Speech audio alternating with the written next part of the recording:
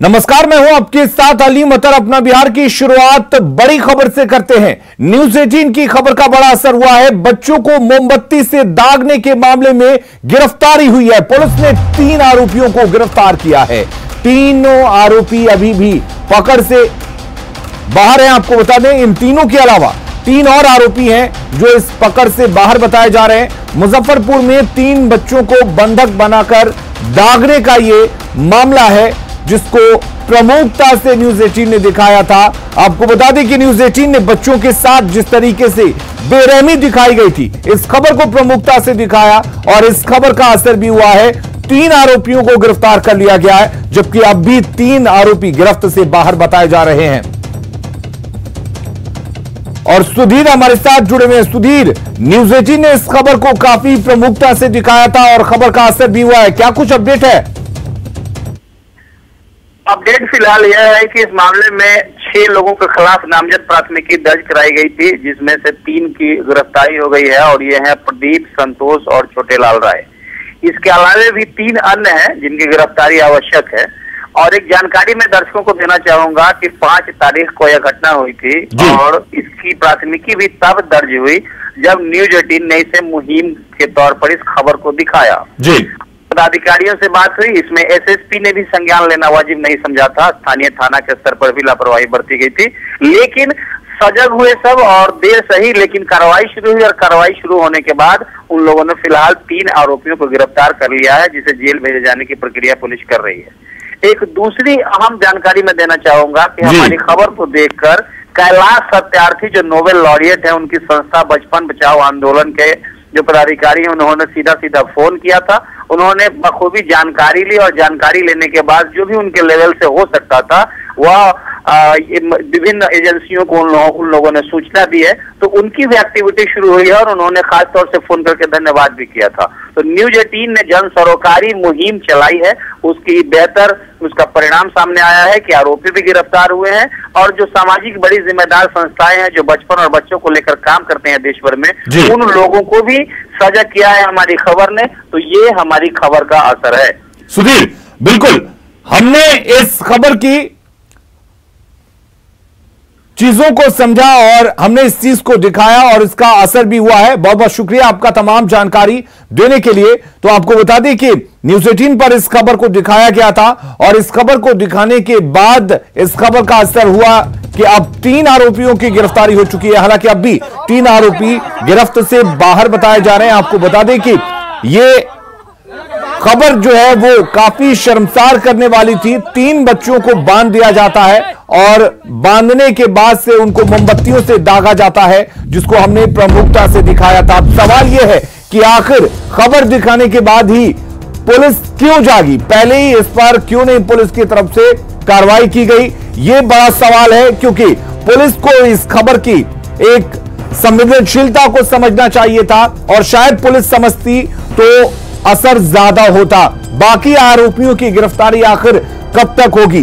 3 आरोपी अभी भी फरार बताए जा रहे हैं। 3 आरोपियों की गिरफ्तारी नहीं हो पाई है। तो सवाल यह है कि 3 तो गिरफ्तार हुए हैं, लेकिन जो दूसरे अपराधी, दूसरे जो आरोपी हैं वो फरार हैं, उनको कब गिरफ्तार किया जाएगा?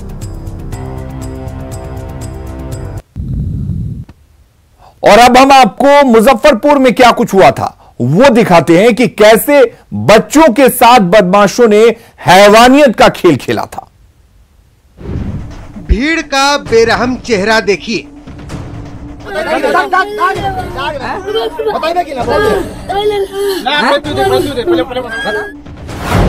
जलती इंसानियत के अंगारे देखिए।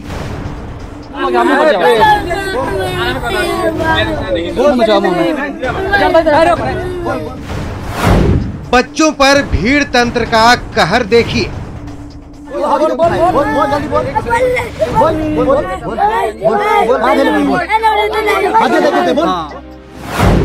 भीड़ का तालिबानी चरित्र देखिए।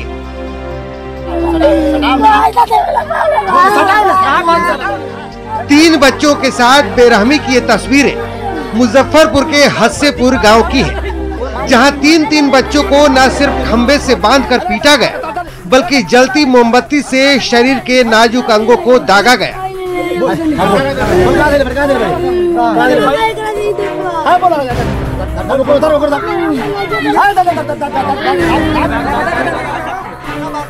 देखिए कैसे बच्चे गिड़गिड़ा रहे हैं, रहम की भीख मांग रहे हैं। बच्चों के साथ जितनी क्रूरता बरती गई, इंसानियत के नाते वो सारी तस्वीरें हम आपको नहीं दिखा सकते। तस्वीरों में आप देख और सुन सकते हैं कि कैसे बच्चे गिड़गिड़ा रहे हैं और जलती मोमबत्ती का मोम उनके पीठ और दूसरे अंगों पर गिराया जा रहा है। नाजुक अंगों को दागा जा रहा है।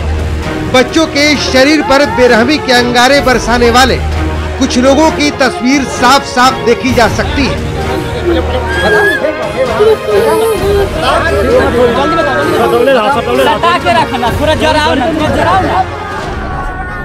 वीडियो में सभी का चेहरा साफ साफ तो नजर नहीं आ रहा है, लेकिन 2-4 लोगों को आसानी से पहचाना जा सकता है।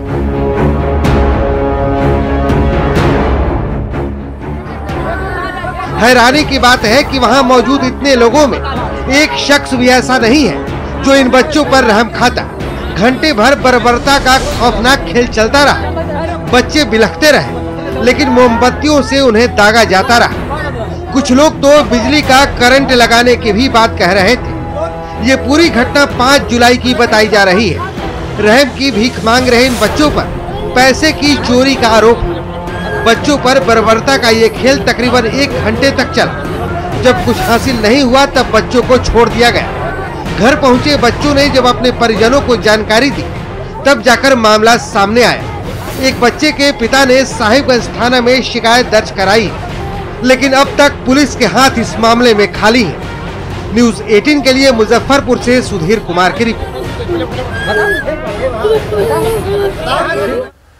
तो एक बार फिर से हमने इस पूरी खबर को दिखाई ताकि समाज में छिपे इन बेरहम चेहरों को आप भी देख लीजिए, जिनको तरस नहीं आता इन मासूम बच्चों पर पैसे चुराने का इल्जाम लगाकर किस तरीके से बर्बरता दिखाई जाती है। अगली खबर वैशाली से है, जहां के सहदेई में एक युवक को घर से बुलाकर दिन दहाड़े गोली मारकर उसकी हत्या कर दी गई, जिसके बाद परिजनों में कोहराम मच गया। वहीं घटनास्थल पर लोगों की भारी भीड़ जमा हो गई। हालांकि अभी तक कारणों का खुलासा नहीं हो सका है। मृतक युवक की पहचान चैनपुर बघेल निवासी चंदन ठाकुर के रूप में हुई है। परिजनों के मुताबिक 3 लोग उसे बुलाने आए थे और उसके घर से महज 1 किलोमीटर की दूरी पर सुरहा पुल के पास अपराधियों ने उसे गोली मारकर उसकी हत्या कर दी और घटना को अंजाम देने के बाद सभी अपराधी मौके से फरार हो गए। परिजनों का कहना है कि घर से बुलाए जाने के कुछ देर बाद चंदन ठाकुर को गोली मार दी गई, जिसके चलते घटनास्थल पर ही उसकी मौत हो गई। उनको घर से बुला के लाया गया था कि? जी हाँ, 3 आदमी था। पहचानते हैं उनको? नहीं सर, हम नहीं पहचानते हैं। हम झूठ को किसको नाम बता देंगे। कितना देर पहले बुला के लाया था सर? मस्की से 5-7 मिनट के अंदर में ऐसा दुर्घटना हुआ।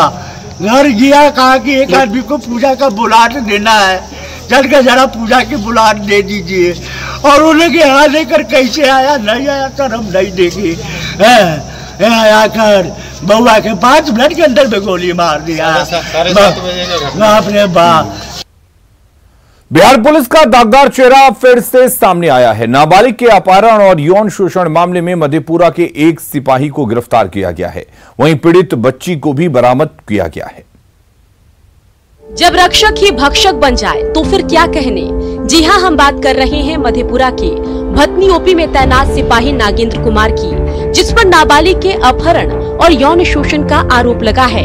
पीड़ित के परिजनों की शिकायत पर पुलिस ने त्वरित कार्रवाई करते हुए 2 दिनों के भीतर नाबालिग बच्ची को बरामद कर लिया। साथ ही आरोपी सिपाही को गिरफ्तार किया है। दोनों को निलंबित कर दिया गया है और सिपाही को जो है कांड को सच पाते हुए गिरफ्तार करके जेल भेजा गया है। सिपाही नागेंद्र की कारगुजारी ने एक बार फिर मधेपुरा पुलिस पर सवालिया निशान खड़ा कर दिया है। मधेपुरा के वर्दी वालों की वो सारी करतूत आज फिर से ताज़ा हो गई, जो कुछ महीने पूर्व वर्दी की आड़ में की गई थी। थानेदार और दारोगा का नाम तो यौन शोषण और उत्पीड़न मामले में सामने आ चुका है, लेकिन अब एक सिपाही का नाम भी जुड़ गया।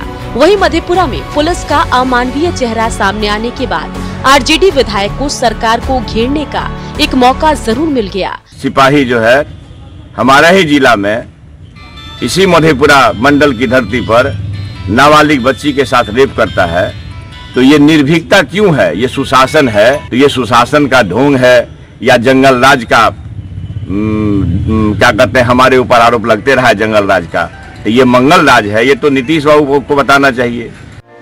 मधेपुरा में पुलिस पर लगे इस तरह के संगीन आरोप कोई नई बात नहीं है। हद तो तब हो गई जब आरोपी कुछ महीने लाइन हाजिर होने के बाद फिर से अपनी ड्यूटी पर हाजिर है। ऐसे में आरोपी सिपाही को अब क्या सजा मिलती है, ये देखने वाली बात होगी। मधेपुरा से न्यूज़ 18 के लिए तुर्बसू की रिपोर्ट। नेपाल की तराई में लगातार हो रही बारिश से बिहार की नदियों में उफान आ गया है। उत्तर बिहार और सीमांचल की अधिकांश नदियां खतरे के निशान से ऊपर आ गई हैं या बिल्कुल खतरे के निशान के पास बह रही हैं। ऐसे में कई जिलों में बाढ़ का खतरा बढ़ गया है। तटबंधों के भीतर रह रहे लोग आफत की आहट से सहमे हुए हैं। कई निचले इलाकों में पानी घुस गया है।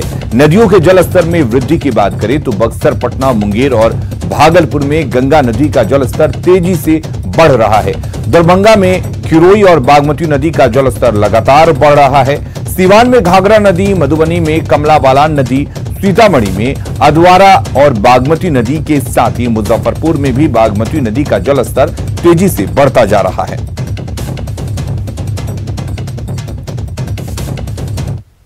और इधर सुपौल में कोसी नदी उफान पर है। 2 दिनों में कोसी नदी का जलस्तर लगातार बढ़ते हुए 2,74,000 क्यूसेक के पार हो चुका है। कोसी तटबंध के भीतर दर्जनों गांवों में बाढ़ का पानी लोगों के घरों में घुस गया है। लिहाजा जिला प्रशासन ने सभी को ऊंचे स्थानों पर जाने को कहा है। प्रभावित लोगों के लिए सामुदायिक किचन की शुरुआत भी की गई है और प्रभावित लोगों से वहां ठिकाना लेने की अपील की जा रही है। तटबंध के भीतर बसे किशनपुर और मरौना प्रखंड के दर्जनों गांव में पानी घुस गया है। लोगों का आरोप है कि अब तक किसी ने उनकी सुध नहीं ली है, जबकि कोसी तटबंध का जायजा लेने पहुंचे डीएम और एसपी ने कहा कि प्रशासन हर आफत को टालने के लिए पूरी तरह से अलर्ट पर है। बिहार सरकार के और जिला प्रशासन के दियारा क्षेत्र में एक भी कर्मचारी तक स्थानीय लोग को शुद्धि लेने के लिए नहीं पहुंचे हैं।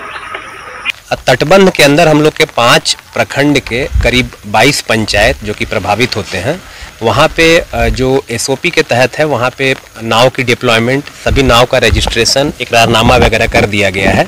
आपदा प्रबंधन विभाग के दिशा निर्देश के आलोक में अगले 3 दिन के लिए उनको अभी फिलहाल हम लोग डिप्लॉय कर ले रहे हैं और आज से सभी पदाधिकारी को अंदर जनप्रतिनिधियों से संपर्क में हम लोग लगातार हैं। हम लोग माइकिंग करवा रहे हैं आज कि जो लोग आना चाहते हैं वो आए। हमारे तरफ से सुरक्षा के सभी प्रबंध हैं, सभी होमगार्ड्स अपनी जगहों पर तैनात हैं और सभी पुलिसकर्मियों को, थानेदारों को इसके लिए ब्रीफ किया गया है कि हर एक चुनौती के लिए तैयार रहें। कोसी का जलस्तर जिस तरीके से लगातार बढ़ रहा है ये चिंता का विषय जरूर है, लेकिन जिला प्रशासन ने लोगों से अपील की है कि जो अगर बाहर आना चाहते हैं तो वो आ सकते हैं और कम्युनिटी किचन में उनके लिए सारी व्यवस्थाएं की जाएगी। Amit Jha, news 18 network, Supaul. तो बिहार के कई नदियों का जलस्तर तेजी से बढ़ रहा है। गंगा नदी के जलस्तर में भी बढ़ोतरी देखी जा रही है। पटना के गांधी घाट में भी गंगा के जलस्तर में लगातार बढ़ोतरी हो रही है, जो खतरे के निशान को छूने की कोशिश कर रहा है। पटना के दीघा घाट में फिलहाल गंगा का जलस्तर स्थिर है, लेकिन गांधी घाट में गंगा का जलस्तर बढ़ रहा है। गांधी घाट का जायजा लिया न्यूज़ 18 संवाददाता आनंद अमृतराज ने। बिहार के कई नदियों में जलस्तर लगातार बढ़ता जा रहा है। इस वक्त हम आपको तस्वीर दिखा रहे हैं गंगा नदी का, और गंगा नदी के जलस्तर में भी लगातार बढ़ोतरी होती जा रही है। भागलपुर में और गांधी घाट में गंगा के जलस्तर में बढ़ोतरी हो रही है, जबकि दीघा घाट अभी स्थिर बताया जा रहा है।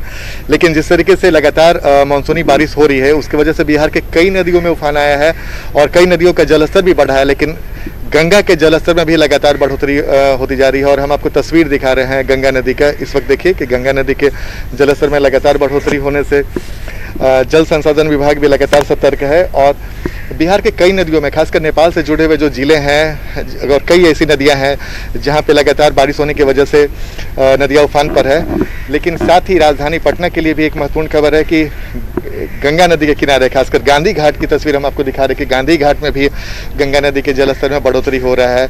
लेकिन दीघा घाट, जैसा कि मैंने आपको बताया कि दीघा घाट में गंगा के जलस्तर में फिलहाल स्थिर है, वहाँ पे गंगा के जलस्तर नहीं बढ़ रहा। लेकिन भागलपुर में गंगा नदी के जलस्तर में बढ़त देखी जा रही है। तो फिलहाल जो हम आपको तस्वीर दिखाने की कोशिश कर रहे हैं, गंगा नदी की तस्वीर दिखा रहे हैं और गांधी घाट की तस्वीर दिखा रहे हैं, जहां पे गंगा के जल स्तर में लगातार बढ़ोतरी देखी जा रही है। और अगर स्थितियां ऐसी ही रही तो पटना को भी अलर्ट मोड में रखा जाएगा। लेकिन फिलहाल जो जल संसाधन विभाग के अधिकारी हैं लगातार स्थिति पर नजर बनाए हुए हैं और जैसे ही नदियों के जलस्तर बढ़ने की खबर आती है पूरी तरीके से सतर्क मोड में है और पल पल की निगरानी भी रखी जा रही है। कैमरामैन सुबोध के साथ आनंद अमृतराज, न्यूज 18 नेटवर्क, पटना। नेपाल के तराई क्षेत्रों में हुई बारिश का असर गंडक नदी के जलस्तर पर पड़ने लगा है। गंडक नदी के जलस्तर में भारी बढ़ोतरी आई है। वाल्मीकि नगर गंडक बराज से 2,80,000 क्यूसेक पानी डिस्चार्ज होने के बाद गंडक नदी उफान पर है। दियारा इलाकों में जहां पानी प्रवेश करने लगा वहीं बांध और तटबंधों पर भी दबाव बढ़ गया है। जल संसाधन विभाग के साथ जिला प्रशासन अलर्ट मोड पर है। हालांकि बारिश कम होने के बाद वाल्मीकि नगर बराज पर डिस्चार्ज में मामूली कमी दर्ज की गई है। लगातार बारिश से सासाराम का शहरी इलाका इन दिनों पानी पानी है। सासाराम के वार्ड नंबर 34 के न्यू एरिया में साल के 2 महीने जल जमाव रहता है, लेकिन पानी निकासी की कोई मुकम्मल व्यवस्था नहीं होने से यहां लोगों को नरक जैसा जीवन बसर करना पड़ रहा है। लोग किसी तरह पानी में उतरकर आने जाने को मजबूर हैं। न्यू एरिया मोहल्ले के जल जमाव से लोगों की परेशानी का जायजा लिया हमारे सहयोगी अजीत कुमार ने। मैं अभी सासाराम के वार्ड नंबर 34 और 35 के पास हूं और ये न्यू एरिया का इलाका है। सासाराम का न्यू एरिया कहा जाता है क्योंकि यहाँ जो है ज़्यादातर वीआईपीज रहते हैं और ये जो पूरा इलाका है ये जल जमाव से त्रस्त है। ये आए दिन इस तरह की खबरें मिलती रहती है कि जब बरसात होता है तो पूरा इलाका जो है जल जमाव से त्रस्त हो जाता है और यहाँ के लोग काफ़ी परेशान हो जाते हैं। दिक्कत होती है इससे आप लोगों को? इसलिए बहुत परेशानी होती है। महिलाएं बच्चे जो हैं स्कूल भी जाना पड़ता है और महिलाएं भी इसी रास्ते से आती जाती हैं। हम लोग इसके लिए कई बार जो है कि यहाँ के जनप्रतिनिधि और रोहतास के जो प्रभारी मंत्री कृषि प्रेम कुमार जी हैं उनसे भी आग्रह किए, लेकिन उन्होंने हम लोग को इस तरह के जवाब दिए कि बिहार सरकार के पैसा ही नहीं है कि हम लोग ड्रेनेज का निर्माण कराएं। शौचालय का जो गंदा पानी है वह शौचालय की टंकी से बाहर निकल करके पानी के चलते आंगन में बहने लगता है, गलियों में बहने लगता है। बिल्कुल नारकीय स्थिति हो गई है यहाँ। तो बरसात में बच्चों को भी आने जाने में बहुत दिक्कत होता होगा। सारे बच्चे इसी में आदी हो गए हैं। ये हम लोग 10 साल से देख रहे हैं कि इस तरह की स्थिति हो। कोई प्रतिनिधि यहाँ आता है लेकिन हम लोगों पे ध्यान नहीं देता है। वो सांसद रहे हो, विधायक रहे हो। कैसे लेके जाते हैं आप यहाँ? सर क्या करें, मजबूरी है, पानी में यही झेलना पड़ता है हम लोग का हमेशा। हाँ। बच्चों को इसी बाइक से ले जाते हैं, कभी पैदल ले जाते हैं, कभी गिर भी जाता है गड्ढा में तो पता नहीं चलता है कितना गड्ढा है कितना खाना। साल में जो 2 महीने का समय है, खासकर बरसात का समय है, ऐसे समय में यहाँ के लोग हर साल कुछ इसी तरह से जल जमाव से परेशान रहते हैं। अब प्रशासन को चाहिए कि यहाँ के जल निकासी के लिए कोई मुकम्मल व्यवस्था किया जाए। अजीत कुमार, न्यूज 18, सासाराम। गंगा के रौद्र रूप से बेगूसराय के ग्रामीण दहशत में है। मटियानी प्रखंड के शितनौर और खोरमपुर पंचायत के आसपास तकरीबन 500 मीटर के क्षेत्र में तेज गति से गंगा का कटाव जारी है, जिससे गंगा के किनारे बसी लगभग 50,000 की आबादी इससे प्रभावित है। बेगूसराय सदर अनुमंडल के मटिहानी स्थित चितनौर और खोरमपुर गांव बाढ़ की रडार पर है। 2 दशक पूर्व गंगा की मुख्य धारा आबादी क्षेत्र से लगभग 1 किलोमीटर दूर चली गई थी और इन क्षेत्रों में बड़ी संख्या में लोगों ने अपना आशियाना बना लिया। अब गंगा अपने पूर्व स्वरूप में लौटने लगी है।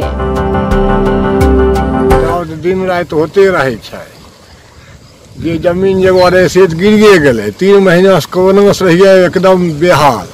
अभी घर कटे पर 10 लगा 20 लगा पर हमारे घर है। घर अब कहूँ की करबे, घर तोड़े के उपाय नहीं। जो स्थिति बन रही है हम लोग तो बर्बाद हो जाएंगे।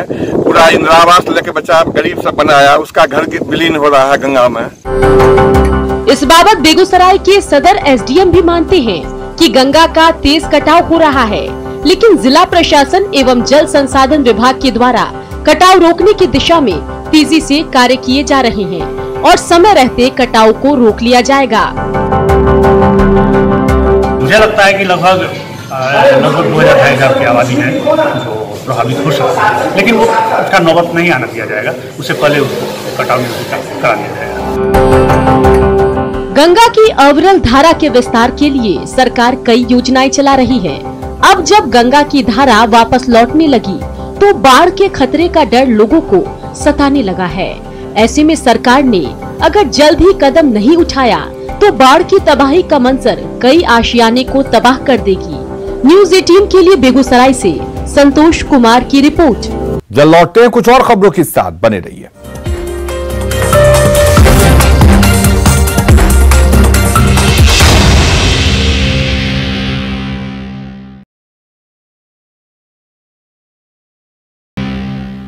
अगली खबर का रुख करते हैं। पटना जिला में कोरोना संक्रमित मरीजों की संख्या तेजी से बढ़ती जा रही है। मुख्यमंत्री आवास भी इससे अछूता नहीं है।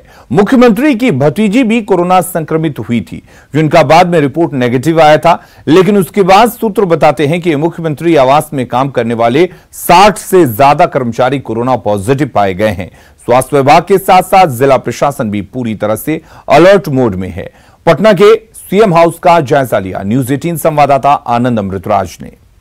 पटना जिला में कोरोना मरीजों की संख्या बढ़ती जा रही है और लगभग जो अभी तक जो ताज़ा अपडेट है 1600 से ज़्यादा लोग पटना जिला में कोरोना पॉजिटिव हो चुके हैं। और इस वक्त जो हम आपको तस्वीर दिखा रहे हैं मुख्यमंत्री आवास में, और सूत्र बता रहे हैं कि मुख्यमंत्री आवास में भी बड़ी संख्या में जो कर्मी हैं जो काम करते हैं वो भी कोरोना पॉजिटिव हो गए हैं। और खबर ये भी है कि कई लोगों को पाटलिपुत्रा स्पोर्ट्स कॉम्प्लेक्स में भर्ती भी कराया गया है। तो जाहिर सी बात है लगातार स्थितियाँ बिगड़ रही हैं पटना जिला की, और मुख्यमंत्री आवास भी इसे सुरक्षित नहीं है। मुख्यमंत्री आवास में भी काम करने वाले कई जो कर्मी हैं वो कोरोना पॉजिटिव हो गए हैं। और इसको लेकर स्वास्थ्य विभाग के साथ सचिवालय में भी हाई अलर्ट है और लगातार उच्च स्तरीय बैठक की जा रही है कि स्थिति को नियंत्रण में कैसे किया जाए। और जैसी सी बात है मुख्यमंत्री आवास में जब कोरोना पॉजिटिव बड़ी संख्या में पाए गए हैं उसके बाद मामला बेहद संवेदनशील हो गया है और लगातार स्वास्थ्य विभाग के अधिकारी स्थिति पर नजर रखे हुए। लेकिन फिलहाल खबर यही है कि पटना जिला में कोरोना पॉजिटिव मरीजों की संख्या लगातार बढ़ती जा रही है और मुख्यमंत्री आवास में भी कई कर्मियों में कोरोना पॉजिटिव पाया गया है। तो फिलहाल एक हफ्ते के लिए लॉकडाउन लगा दिया गया है पटना में, पूरे पटना जिला में, कि स्थिति को नियंत्रण में किया जा सके। लेकिन फिलहाल अपडेट यही है कि 1600 से ज़्यादा लोग पटना जिला में कोरोना संक्रमित हो चुके हैं। कैमरामैन सुबोध के साथ आनंद अमृतराज, न्यूज़ 18 नेटवर्क, पटना। बिहार में कोरोना से बड़ी जंग छिड़ चुकी है। हर दिन तेजी से बढ़ते केस को देखते हुए स्वास्थ्य विभाग ने बिहार के सभी 9 मेडिकल कॉलेज और अस्पतालों में कोरोना के मरीजों के इलाज की व्यवस्था की है। इन अस्पतालों में 50% बेड कोरोना मरीजों के लिए रिजर्व किया गया है। साथ ही सभी बेड के पास ऑक्सीजन सिलेंडर की व्यवस्था के निर्देश भी दिए गए हैं। आपको बता दें, दरभंगा, मधुबनी, समस्तीपुर, सुपौल में ये सुविधा दी जा रही है। भागलपुर, बांका, मुंगेर, खगड़िया ये एसकेएमसीएच के तहत, मुजफ्फरपुर, सीतामढ़ी, शिवहर के मरीज आएंगे। पटना एम्स में सिर्फ कोविड-19 के मरीजों का इलाज होगा। JNKTMGS में मधेपुरा, सहरसा, पूर्णिया, अररिया, कटिहार के मरीजों का इलाज होगा। और अपना बिहार के इस बुलेटिन में फिलहाल के लिए इतना ही, लेकिन खबरों का सिलसिला लगातार जारी है। बने रहिए हमारे साथ।